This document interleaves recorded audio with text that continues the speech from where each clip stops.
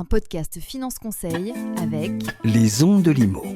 Osez la curiosité pour votre bien. Anne-Sandrine Di Girolamo.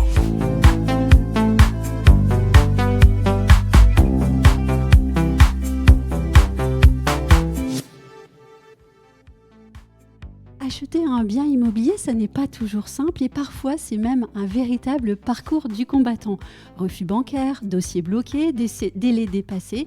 Et pourtant, certains de ces dossiers finissent quand même par passer contre toute attente. Alors comment ? Eh bien, c'est grâce au travail de fond des courtiers. Et c'est exactement de cela que nous allons parler aujourd'hui avec un courtier qui a beaucoup d'histoires à partager avec nous. J'ai nommé Geoffrey Janssen, qui est directeur commercial de la région Hauts-de-France chez Finance Conseil. Bonjour Geoffrey. Bonjour Anne-Sandrine.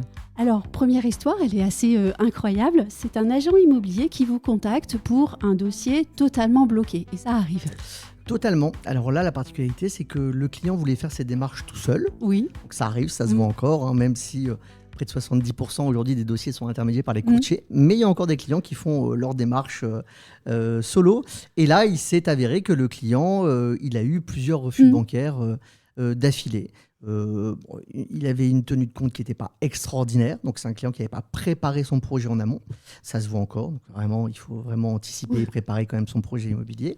On a été sur un client qui était âgé aussi, et donc une assurance emprunteur qui était aussi élevée, et donc on avait aussi une problématique de taux, plus une mauvaise tenue de compte, etc. Et donc on avait 7 refus bancaires consécutifs.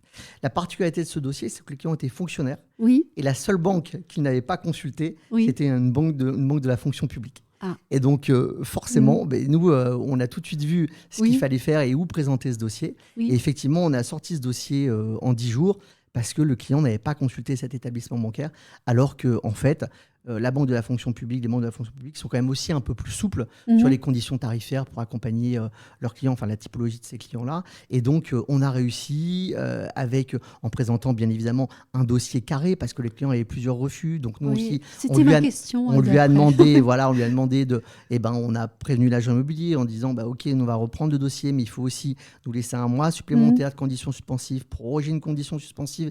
Et nous, on a dit au client, on va mettre votre dossier au carré. Pendant un mois, on vous demande d'avoir une tenue de compte qui est correcte pour pouvoir représenter votre dossier, parce que ça se prépare. Et on a pu représenter son dossier dans un établissement bancaire qu'il n'avait pas sollicité.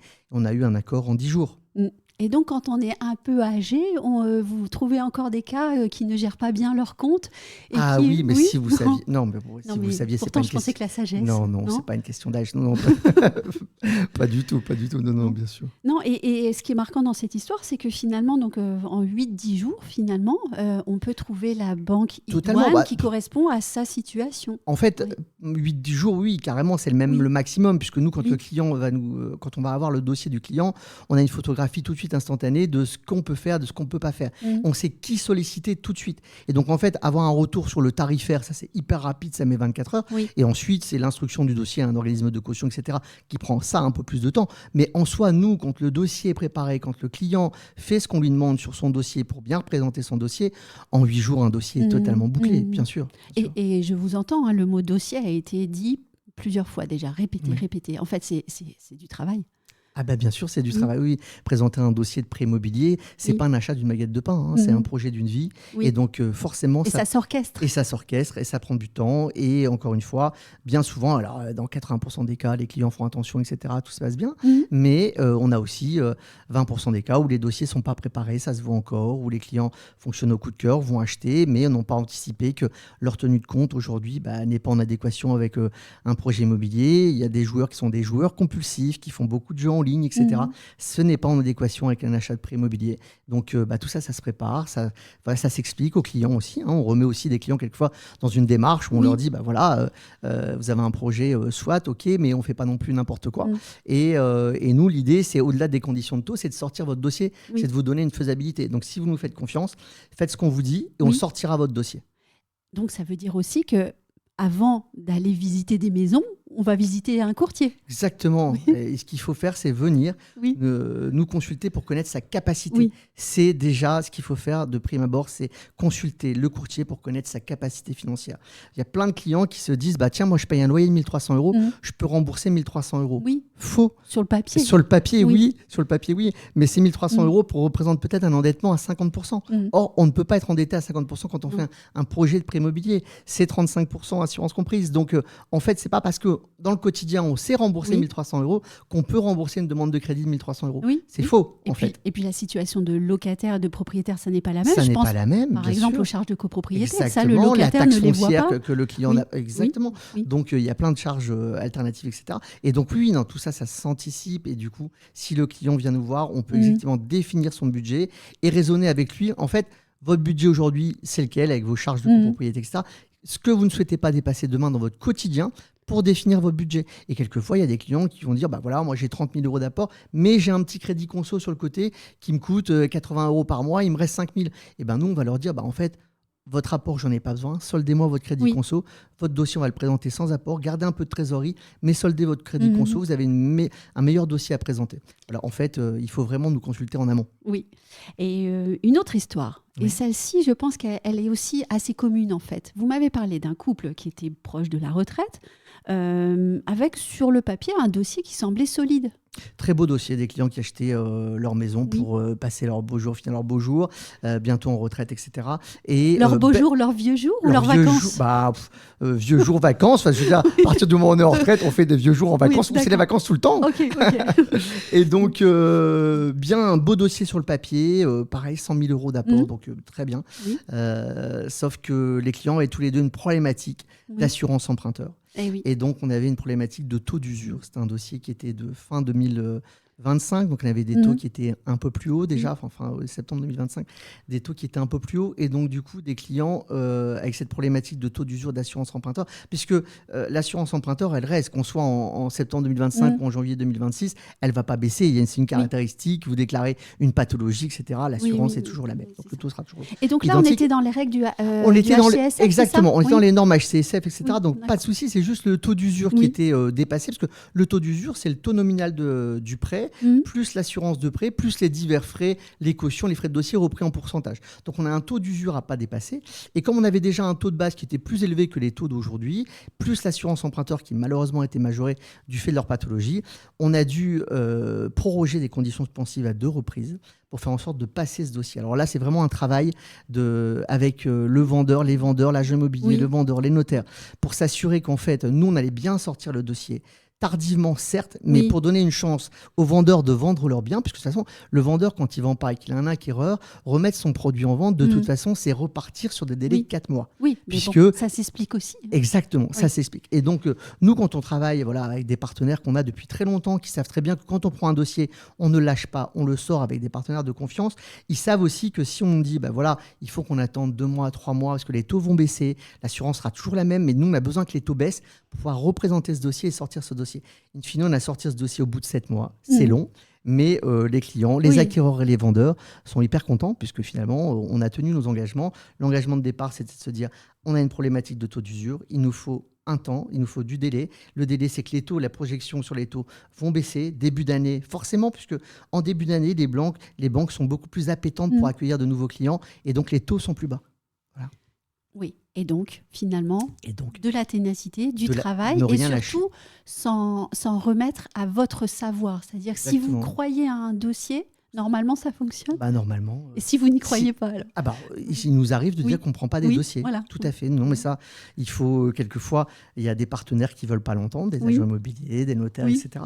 Mais bien souvent, quand on les ressollicite après, qu'on leur parle du dossier Dupont d'il y a 3 mois en disant alors tu as sorti ton dossier, non, j'ai dû annuler mon dossier. Mais oui, mais parce que on connaît le marché, on connaît nos partenaires bancaires, on sait, moi je comprends que quelqu'un qui a signé un compromis, il a envie d'aller au bout, bien sûr, il achète, mais tout n'est pas faisable et donc il faut le savoir. Et si on vient consulter son courtier en amont, on sait normalement que dans 100% des cas, on va aller au bout. Quel conseil vous donnez à quelqu'un qui hésite à acheter ? En fait, hésiter, c'est toujours une question, c'est toujours pareil, c'est toujours une question de coup de cœur, c'est-à-dire que se remettre en recherche, etc. Parce qu'encore une fois, je vous disais, des projets de vie, on rencontre des gens, voilà, on rencontre son conjoint, on a envie de plus grand, la famille s'agrandit, etc. On se dit, tiens, est-ce que je vais rester dans mon appartement ou je vais partir en campagne, acheter ma maison, etc. Est-ce que c'est le moment ? Le moment, c'est le coup de cœur, c'est l'opportunité, c'est de pouvoir se dire, oui, peut-être les taux sont plus hauts, mais l'immobilier est plus bas. Et donc, le coup de cœur, c'est la bonne opportunité, c'est quand on en a envie, quand on peut, et ne pas attendre que les taux soient à 1%, ils n'y seront plus. Donc, il faut faire le deuil de ça et de se dire que si vous êtes bien accompagné, les conditions de taux, ça se négocie et qu'il n'y a pas de marché haut. Il y a des marchés très bas, mais l'immobilier est très haut. Donc, en fait, le marché est toujours à peu près ISO. On est sur un marché aujourd'hui qui revient totalement dans les normes et avec une volonté des banques d'accompagner véritablement les clients pour accéder à la propriété. Quelle est l'erreur la plus fréquemment commise selon vous par les candidats acquéreurs ? De ne pas nous consulter. Oh. Ça, c'est une erreur. De ne pas consulter Finance Conseil et son courtier. Non, mais je dirais que dans 20% des cas, l'erreur, c'est de ne pas préparer son projet. C'est d'avoir une tenue de compte avec ce qu'on appelle, nous, les achats compulsifs ou simplement des jeux en ligne, etc. Et de se dire, je vais acheter dans 2 mois, mais ça va passer, etc. Bon, puis il y a toujours la période des fêtes. Ça, c'est sûr que quand on voit des relevés de compte en janvier, avec Noël, c'est toujours plus compliqué que quand on voit des relevés de compte du mois de mai, par exemple. Mais tout se prépare, tout s'anticipe. Et donc, du coup, il faut vraiment, quand on a un projet immobilier, faire attention. Le préalable, c'est quand même de faire attention à sa tenue de compte. C'est vraiment le préalable. Mais alors, attendez, moi, j'ai une dernière question. Est-ce qu'il faut changer d'état d'esprit et se dire, voilà, je vais dépenser autrement toujours et je vais changer ma façon de vivre ? Ou est-ce que je prépare juste mon dossier pendant 2 mois et après je repars non, parce que, à ma vie et à mes de toute habitudes. façon, vous savez, on reprend vite ses habitudes. Les mauvaises habitudes comme les bonnes, on les reprend vite. Donc, non, c'est pas une question de... C'est juste qu'effectivement, en amont, on se dit que vous présentez votre dossier à un partenaire bancaire. Le partenaire bancaire, lui, il a besoin de voir et de comprendre que vous êtes en capacité demain de pouvoir rembourser son échéance de crédit. Il en a pour 25 ans. Et donc, il va vous accompagner sur 25 ans. Enfin, c'est énorme. Et donc, du coup, il a besoin de voir que vous avez anticipé ce projet. Il n'y a rien de plus désagréable de voir des tenues de compte, qui a des relevés de compte avec 10 commissions d'intervention quand on présente un projet immobilier. Et ça se voit tous les jours. Donc, donc voilà, il faut vraiment que les gens se disent que ça se prépare. Et après, on peut reprendre son quotidien, mais toujours en ayant l'esprit que quand on achète un bien, on a aussi des charges qu'on n'a pas forcément quand on était locataire et que du coup, ça s'anticipe aussi. Et donc moi, candidat acquéreur, je dois vous aider à croire en moi.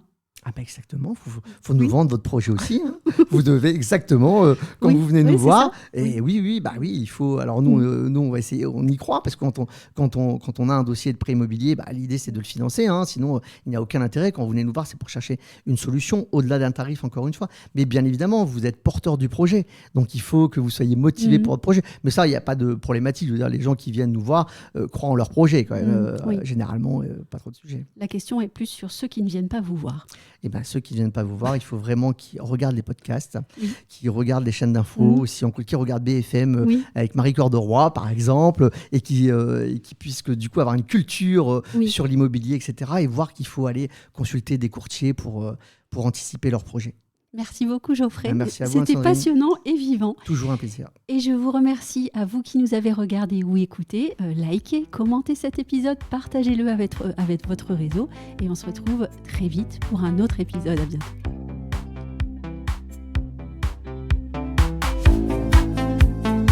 Retrouvez les ondes de l'IMO sur ondedelimo.com, les réseaux sociaux et la newsletter.